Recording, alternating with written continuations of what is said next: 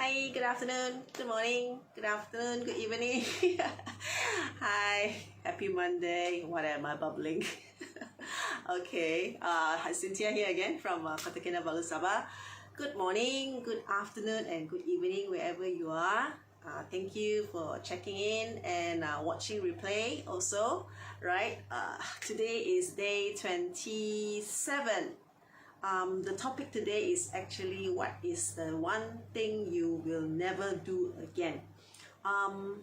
The very minor ones, I would say, I would never dare to cut the nail of my dog again, because I once tried using the nail clipper specifically for pets, but then because maybe because the nail of those dogs, you can't actually see how deep it is. There's actually a vein somewhere when near the curve there, so you actually can't see, because people like us, we're not the expert, not the groomer, we actually can't really detect where is it, where's the vein, the blood vein. So the first time I did cut Pixel's toenail was the first cut.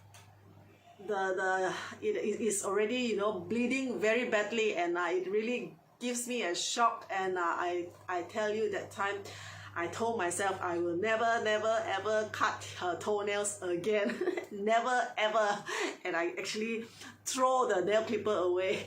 From then onwards, I promised that I promised her that I will definitely send her to the groomer to cut her toenails. I will never dare to do it again on her. Oh gosh, that was such a shocking thing to do. I know she is must be in deep pain, because it's bleeding really badly, and it's quite hard to stop the blood from coming out, because I think there's a certain powder that can be used, but because I don't have it at home, during that time I was like really shocked and traumatized. All I can do is take the tissue and just wrap her toenail, and then she was crying in pain. Oh my gosh, that is the worst nightmare I've ever had. I'll never dare to cut her toenails ever again. And if you say something that teaches me a lesson in life, what is the one thing that I will never do again is I would constantly remind myself that whenever I don't see the sight of a person for more than an hour, I would have to check on him or her, because this happens because my mom, as I've said before, my mom actually passed away due to a sudden accident, which it was quite a shock to all of us, because we thought that she was actually at the back kitchen feeding her chickens, and it was raining quite heavily that day, and in the evening, it's around 4-5 o'clock, and it's raining heavily, and she was out to feed her chickens at near the drain there. We actually built a chicken den there, and then she actually reared some chicken.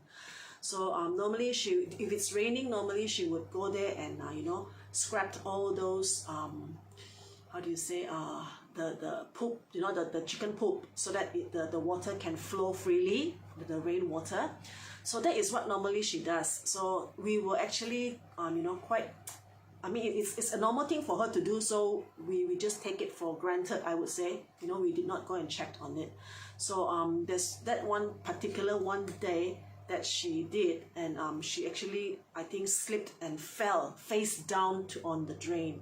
And that is how she got, she was face down, and I think she got unconscious for a while, or maybe I don't know, because we weren't there. So she face down, and then water got into her lungs, and that's how I think she got suffocated and passed and then died. And we did not check on her, because we thought she was maybe not at the back kitchen, or maybe because when we look at the back kitchen, there's nobody there. And then we thought she was maybe taking a nap upstairs. That's what she also does every other day. So only until I don't really know how long, I think maybe a few hours, then we start to get panicked, because we checked everywhere in the house and she was not around. And then then it was like somebody was telling us, maybe it was God telling my brother you know, to go to the back kitchen and check the drain, you know. So my brother ran all the way to the back kitchen and checked the drain, and and found my mom was there. And we actually didn't know for how long already she was there. That was, you know, that was a really that one big mistake that all of us make, for taking granted, you know, that we did not check on her.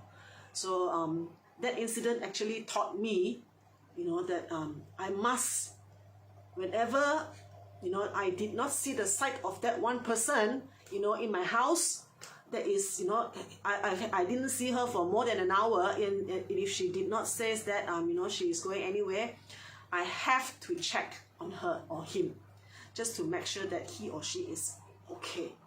That is one thing that I learned in my life. I think it's a life lesson that we learn. Yeah. So that is one thing that I will never ever do again. I have to make sure that I check on that person. So yeah, I guess yep, that's about it for today. I'm sorry it's a bit short, because I don't really know what else more to say, and yeah, I hope you all have a great Monday. I'll see you all again tomorrow. Yep, thank you so much for checking in on me, and for continue to supporting me on my Go Live. And yep, I'll see you again tomorrow. Thank you. Bye.